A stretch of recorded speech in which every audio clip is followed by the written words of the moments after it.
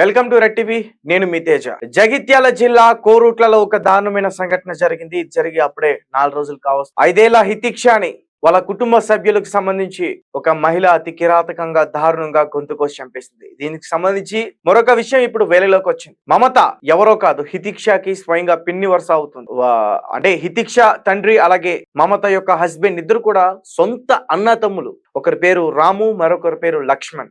Laxman wife మమత ఈ ఘటనకి పాల్పడింది. హితిక్ష శనివారం రోజు స్కూల్ నుంచి రాగానే వాళ్ళ నాయనమ్మతో సరదా కాగాసేపు మాట్లాడుతూ ఆటలాడుకుంది. దాని తర్వాత రోడ్డు మీద కొన్ని పులిబొమ్మ వేషధారి ధరించి ఆటలు అక్కడ జరుగుతుండటంతో సరదాగా చూద్దాం అని చెప్పి మమత వారి ఇద్దరి పిల్లలతో హితిక్షను కూడా కావాలని వెంటబెట్టి తీసుకెళ్ళింది. తర్వాత వాళ్ళిద్దరిని ఒక వేరే ప్రాంతానికి పంపించి దోబూచులాట్లని చెప్పి ఈ బిడ్డని ఈ హితిక్షని అక్కడ కొంచెం పాతబడిపోయిన ఒక ఇంటికి తీసుకెళ్లి అక్కడున్న ఒక బాత్రూమ్ లో ఆమెను దాక్కోమని చెప్పింది. తన వెంట తెచ్చుకున్న కూరగాయలు కట్ చేసే కత్తి, చాక్, దాన్ని అలాగే నార్మల్ గా కట్టర్ అంటారు, అట్లాంటి ఒక కట్టర్ ని కూడా తీసుకెళ్లింది. ఆ మహిళని కట్టర్ తో ముందు నెత్తి మీద కొట్టి వెంటనే ఆమె గట్టిగా అరవకుండా కేకలు వేయకుండా ఒక్కసారిగా ఆ గొంతుని ఎట్లా నోరుతో మూసి ఆ కత్తితో గొంతు కోసింది. దాని తర్వాత ఆ కట్టర్ తో దానంతా కూడా పూర్తిగా తను చనిపోయే వరకు, తన మెదలకుండా చనిపోయే వరకు కూడా దాన్ని కట్ చేసింది పూర్తిగా.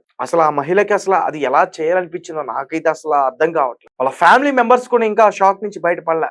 రీసెంట్ గా ఈ ఘటన జరిగిన తర్వాత, ఆమెను అరెస్ట్ చేసిన తర్వాత, ఈ నిజాలన్నీ వెలుగులోకి వచ్చిన తర్వాత వాళ్ళ హస్బెండ్ లక్ష్మణ్ అతను కూడా షాక్ అయ్యాడు. అసలు ఇంత కిరాతకంగా ఇంత దారుణంగా ఆలోచిస్తుందా అంటూ కూడా. నిజానికి అతను సేఫ్ అని నాకు అనిపిస్తుంది. ఎందుకంటే ఆ బిడ్డని ఎంత కిరాతకంగా చంపింది. భర్త పైన ఇంకేదైనా అనుమానం వస్తే భర్తని ఇంకేం చేస్తుందో. ఆ లక్ష్మణ్ నిజంగా చాలా సేఫ్ అని అయితే మాత్రం నాకు అనిపిస్తుంది. అండ్ లక్ష్మణ్ కూడా ఈ రోజు వాళ్ళ వదిన కాళ్ళు పట్టుకున్నాడు. నన్ను క్షమించు వదిన అంటూ కూడా. విజువల్ అంతా కూడా ఇప్పుడు మనం స్క్రీన్ పైన చూడొచ్చు. వాళ్ళిద్దరు కూడా రాము లక్ష్మణ్ పక్కన ఇద్దరు అలా ఉన్నారు. వాళ్ళ వదిన అక్కడ బిడ్డను కోల్పోయి ఆమె అంత బాధపడతా ఉంది, ఏడుస్తా ఉంది. ఆమె కాళ్ళు పట్టుకుని వదిన నన్ను క్షమించండి, ఇంత దారుణానికి ఇంత దారుణంగా చంపుతూ ఉంది అనేది నా దృష్టిలోకే రాలేదు. ఒకవేళ అదే ఆలోచన తన మైండ్ లో ఉందని తెలిస్తే నేను అసలు ఇంట్లో నుంచే పంపించామని తనని నేను గమనించలేకపోయాను అంటూ కూడా ఆ వదిన యొక్క కాళ్ళు పట్టుకుని ఏడుస్తా ఉన్నాడు. అయితే అసలు ఈ మహిళ ఎందుకు ఇంత కోపం పెంచుకుంది?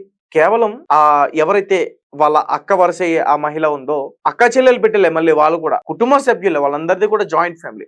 ఆ మహిళకి ఇంట్లో ఎక్కువగా ప్రాధాన్యత ఇస్తున్నారు. హితిక్ష తల్లి నవీనకి ఎక్కువగా ఇంట్లో ప్రాధాన్యత ఇస్తున్నారనే కోపంతో ఈ ఘటనకి పాల్పడిందంటూ కూడా పోలీసులు చెప్తా ఉన్నారు ప్రాథమిక దర్యాప్తులో.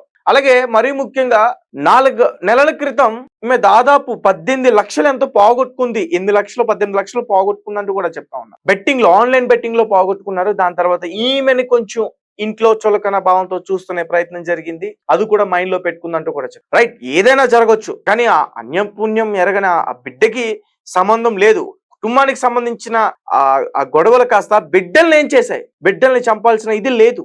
కానీ ఆమె పైన పగ తీర్చుకోవడం కోసం, ఆమె ప్రేమ అనురాగాలతో పెంచుకుంటున్న పాప పైన కన్నేసి ఆమెని కావాలని హతమార్చింది. పగ తీర్చుకోవడం కోసం ఆమెను చంపేస్తుంది. ఈ ఘోరమైన ఘటన చూస్తుంటే నిజానికి చాలా చాలా భయం అనిపిస్తుంది, బాధ అనిపిస్తుంది. భయం ఎందుకంటే పగలు ప్రతీకారాలు, కోపాలు ఉంటే ఖచ్చితంగా మన ఇంట్లో వల్ల మనం చంపేస్తారేమో అన్న ఇది అయితే మాత్రం ఇప్పుడు అక్కడ ఆ గ్రామంలో ఒక భయంకరమైన వాతావరణాన్ని క్రియేట్ చేసింది అనేది మాత్రం ఖచ్చితంగా చెప్పుకోవచ్చు. సో ఆ చిన్నారి ఎంత అల్లాడిపోయి ఉంటది, ఎంత ఇదైపోయి ఉంటది. చంపేసిన తర్వాత ఏమీ తెలియని ఒక అమాయకురాల్లాగా ఇంటికి వచ్చి కాళ్ళు చేతులు కడుక్కుని స్నానం చేసి బట్టలు ఆ దుస్తులు విప్పేసి వేరే దుస్తులు ధరించి వెతుకుతున్న ఆ అమ్మాయిని వెతుకుతున్నారు, ఆ పాపని వెతుకుతున్నారు కుటుంబ సభ్యులంతా. వాళ్ళతో పాటు ఈమె కూడా వెతికే ప్రయత్నం, ఒక నటన, ఏడుస్తున్న విజువల్.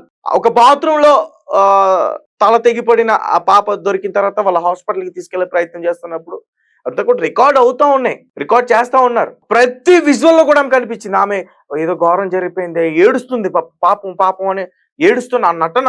అమ్మో, అసలు సమాజంలో ఇటువంటి మహిళలు కూడా ఉంటారని. హాస్పిటల్ అయితే మాత్రం ఆమె నటించిన నటన అంతా ఇంత కాదు తప్పించుకోవడానికి. సో మొత్తానికి ఈ విషయం అయితే బయటపడింది, నేరస్తురాలు బయటపడింది. కానీ అసలు కుటుంబ సభ్యురాలే ఈ రకంగా చేసిందనే ఇది కూడా వాళ్ళు ఇంకా జీర్ణించుకోలేకపోతున్నారు. ఒక పక్క పాప చనిపోయిన బాధ ఒక ఎత్తు అయితే, మరొక పక్క ఎక్స్పెక్ట్ చేయని విధంగా, ఊహించని విధంగా వాళ్ళ కుటుంబ సభ్యురాలే ఈ ఘటనకి పాల్పడింది అనేది వాళ్ళు ఇంకా ఫ్యామిలీ మెంబర్స్ ఎవరు కూడా జీర్ణించుకోలేకపోతారు. రామ్ ఎవరైతే ఉన్నారో, రాము వాళ్ళ తమ్ముడు లక్ష్మణ్, ఆ భార్య ఈ ఘటన చేసింది. ఈ దారుణానికి పాల్పడింది. ఆ వ్యక్తి వచ్చి ఇప్పుడు అక్కడ కాళ్ళు పట్టుకుని వదినా నన్ను క్షమించండి అంటూ కూడా ఏడుస్తున్న దృశ్యాలు చూస్తుంటే నిజానికి ఒక ఉమ్మడి కుటుంబానికి, ఒక జాయింట్ ఫ్యామిలీకి ఎంత బాధ అనిపిస్తూ ఉంటుంది. ఎంతో హ్యాపీగా అందరూ కూడా కలిసిమెలిసి ఉంటున్న ఆ ఇంట్లో ఒక దారుణమైన వాతావరణం ఆ కుటుంబాన్ని ఏళ్ల తరబడి ఖచ్చితంగా ఈ ఘటన వేధిస్తూనే ఉంటుంది. ఈ మహిళైనా సరే ఆలోచించాల్సింది, నీ కోపం ఉంటే ఆమె పైన ఇది చేయాలి కానీ 5 ఏళ్ల పాప ఆమె ఏం చేసింది హితీక్ష? ఆ పాప ఆమె దాడి చేస్తున్నప్పుడు ఎంత బాధను అనుభవించుంటది. చాకుతో పీకను కట్ చేసింది, కట్టర్తో కట్ చేయడానికి ప్రయత్నించి ఎంత బాధని అనుభవించు. ఇలాంటి మహిళని ఏం చెయ్యాలంట? వాళ్ళ భర్తే చెప్తున్నాడు నడి రోడ్డు మీద ఉరి తీయాలని చెప్పి. మమతాని, లక్ష్మణ్ ఎవరైతే ఉన్నారో మమత భర్త, ఆయన చెప్తా ఉన్నాడు నడి రోడ్డు మీద ఆమెను ఉరి తీసినా తప్పు లేదు.